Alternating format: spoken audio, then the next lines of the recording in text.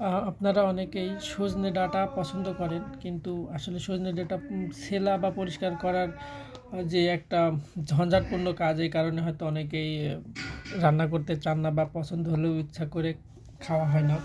তো আমি আজকে আপনাদেরকে দেখাবো সবথেকে সহজ পদ্ধতিতে কিভাবে সজনে ডাঁটা ছিলে ফেলবেন।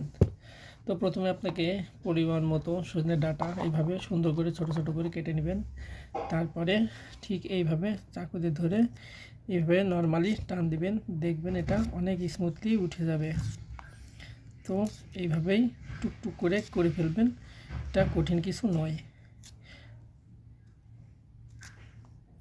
যেমনটা দেখতে পাচ্ছেন ভিডিওতে, খেয়াল রাখবেন আপনার চাকুটা যেন এরকম একটু ধার ধার হয়।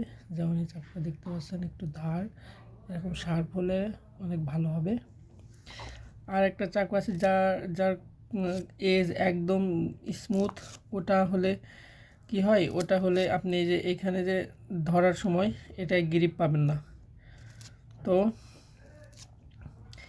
এই ধরনের একটা চাকু নেবেন, নেওয়ার পরে সুন্দর করে ছোট ছোট টুকরো করে কেটে নেবেন।